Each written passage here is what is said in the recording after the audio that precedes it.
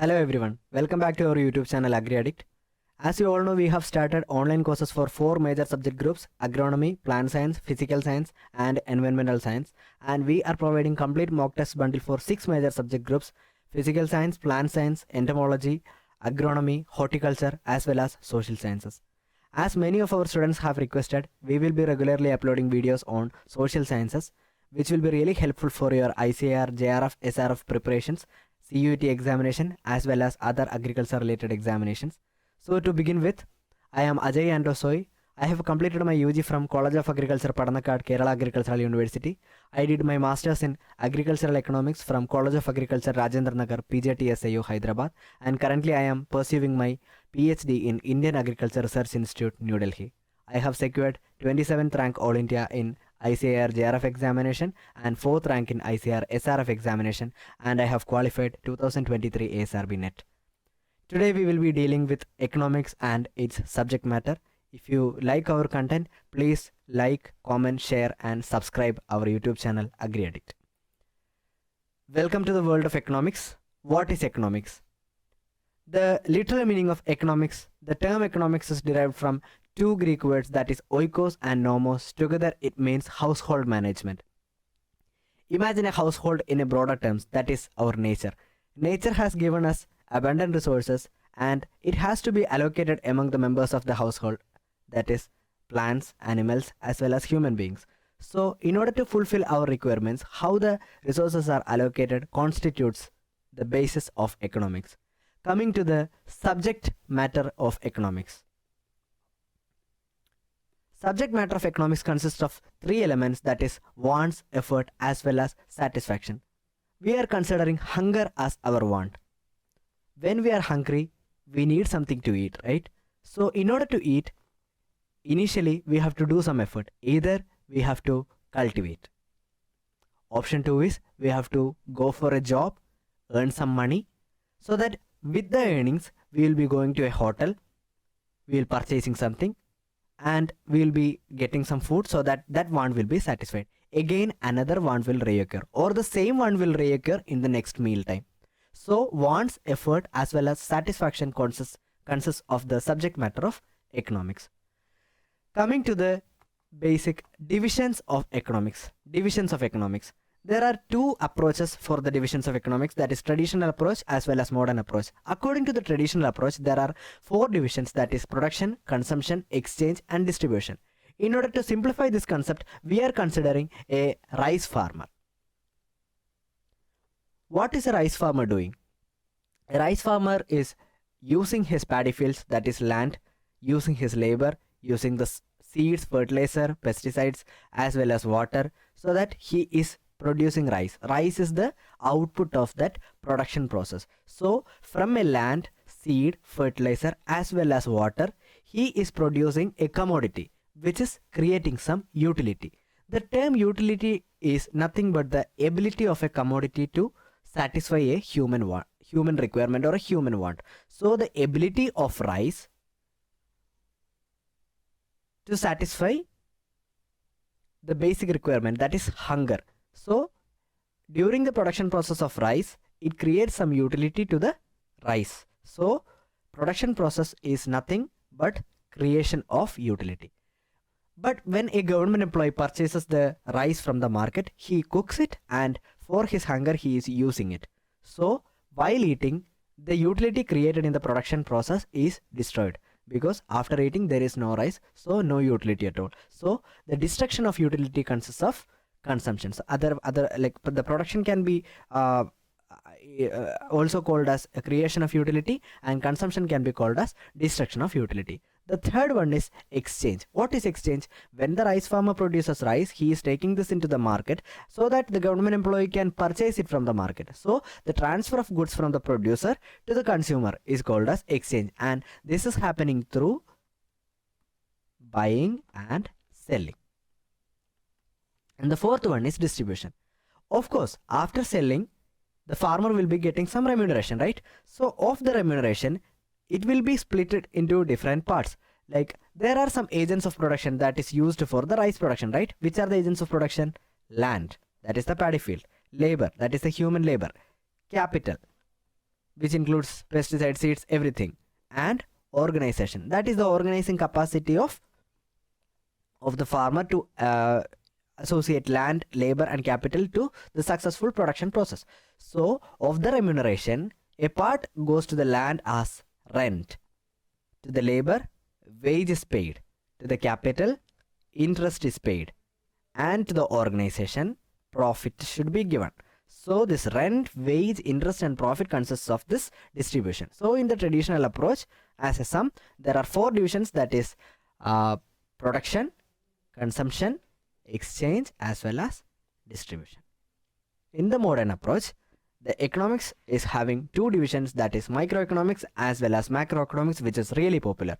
Microeconomics, this term micro derives from Greek language, which means small, and macroeconomics, as we all know, it is large. So microeconomics is dealing with the individual units like individual consumers, firms, etc. And microeconomics is also known as price theory. Which are the concepts which is coming under microeconomics? Theory of consumer behavior,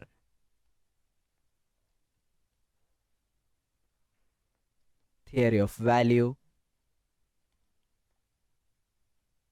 and theory of welfare. When it comes to macroeconomics, if microeconomics was called price theory, macroeconomics is called as income theory. When microeconomics consists of only individual consumers and firms, microeconomics considers an aggregate form or the economy as a whole. For example, calculation of the gross domestic product or inflation rate, purchasing power parity, or theory of employment, everything comes under macroeconomics. So these are the modern approaches. In the modern approach, the divisions of economic consists of microeconomics as well as macroeconomics. Coming to the famous definitions of economics, there are 4 major definitions, that is wealth definition, welfare definition, scarcity definition and growth definition. Wealth definition was given by Adam Smith.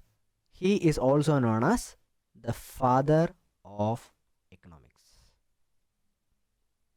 In 1776, in the book Wealth of Nations,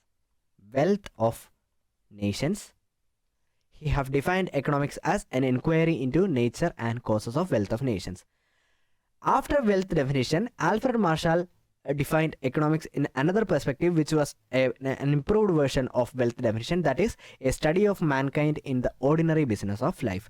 But Alfred Marshall's definition was also well accepted, but later criticized by Lionel Robbins. Why it was criticized?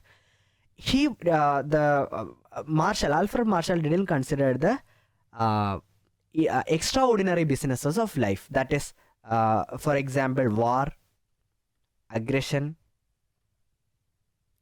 or in a pandemic situation. Those are exceptional cases, and this the Alfred Marshall's welfare definition only treated the ordinary businesses of life. And also Lionel Robbins also told that Alfred Marshall considered economics as a human science, and rather it should be considered as a social science. So Lionel Robbins defined economics in a scientific way, so that the first scientific definition of economics was given by Lionel Robbins, and that was the scarcity definition, which defined economics as the science which studies the human behavior as a relationship between ends and scarce means which have alternative uses. Here 2 terms are there, that is ends and scarce means. Ends means the basic requirements, and the scarce means are the alternate ways to allocate the resources among the human beings. So the scarcity definition was given by Lionel Robbins, and the 4th definition was given by Paul Samuelson. It is quite a large definition. The economics is the study of how men and society choose, with or without money, to employ scarce productive resources which could have alternate uses to produce various commodities over time and distribute them for consumption now and in future among various people and groups of society. Remember that the growth definition was given by Paul Samuelson. Paul Samuelson also called economics as queen of social science. Also, Paul Samuelson is the proposer, or he have proposed another theory called revealed preference theory. Revealed preference theory, which is coming under the microeconomics, is proposed by Paul Samuelson, and he also called social science, economics as the queen of social science.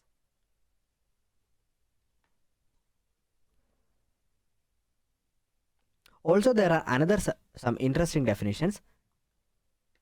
Economics is what economists do. This definition was given by Jacob Weiner. Another definition is economics is the science that treats of wealth. This was given by another economist, J.B. Say. Another question is, who called economics as a dismal science? It was called by the economics was called a dismal science by Carlyle and Ruskin. These are the other definitions of economics. Is economics positive and normative? That is our next question. What is a positive science and what is a normative science? A positive science is concerned with the way the economic relationships are present in different economic activities. It is nothing but the explanation of the cause and effect. It just reports what is. So economics is a positive science. For example, we are giving the universal law of gravity. As we all know, the gravitational force is directly proportional to the product of the masses of the two objects and inversely proportional to the square of the distance between them. So if we are provided with the masses as well as the distance, the force will be given. So that definition or that relationship between the force as well as these objects are really abstract, so that it just defines what is. But when it comes to a normative science, it studies the way that economic relations ought to be, how it would be. It is really evaluative in nature. So economics is a positive science that is explain what is as well as what ought to be. So policy making is essentially a normative character. So economics is a positive science as well as normative science. Coming to two methods of investigation, that is deductive method as well as inductive method. Deductive method is also known as abstract method, a priori method or analytical method, and it proceeds from general to particular, that is in the descending order. As the name suggests, it is deductive method. It is proceeding from general to particular.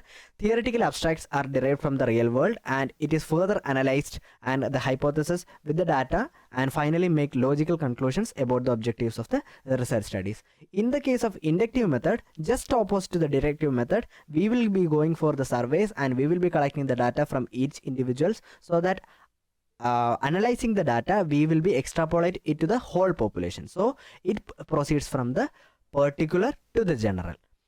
It is also known as historical, posterior or empirical method. Facts are generated to surveys and analyze and draws conclusions relevant to the study. This is so deductive method and inductive method are two methods of economic investigation. What are economic laws? Economic laws are nothing but the principles that govern the actions of the individuals in their economic activities. Economic laws are conditional, so that there is no exactness in the economic laws. We will be providing some conditions, or in a hypothetical situation, how the economic behavior is going to change. That is defined by the economic laws. Robin defined economic laws as the statements of uniformities which govern human behavior concerning the utilization of limited resources for the achievement of unlimited ends. Marshall, we have seen Marshall has given the welfare definition of economics. Marshall have called this economic laws as statements of tendencies, or he compared the economics to laws of tide. Laws of tide. There are some characteristics of economic laws. As we all know, economic laws are not governmental laws. There is no abstract setup in the implications or establishment of this economic laws. Economic laws are merely the statement of tendencies, and they are totally hypothetical. We will be imagining a situation and how the economic relationships would be working if some conditions are applied. So they are totally hypothetical, and they are positive, but they are not normative. And economic laws are axiomatic in character. Axiomatic is nothing but it is already self-evident. Like if we are considering the law of diminishing marginal utility, we all know that if we are continuously consuming something, we will be really feeling difficulty to consume it in a continuous manner. So it will be universally valid. So it is self-evident. So it is axiomatic in nature. And economic laws lack exactness of science. As some force of gravity is working, economic law won't be applied to each and every situations. It will be really conditional and differs from person to person, situation to situation. So these are the characteristics of the economic laws. So that's all about today's video. So thank you everyone. We will be uploading videos on social sciences regularly. Feel free to comment down the topics of which explanation you are needed from our AgriAddict platform. And the free mock test bundles are available in the AgriAddict website, as well as in our application, which is available in the Play Store. And if you are really interested, you can go for the whole mock test bundles. So thanking you all. Feel free to comment down the interesting topics that you really wanted to explain from AgriAddict platform. If you really like our content, please like, comment, share and subscribe. Thank you.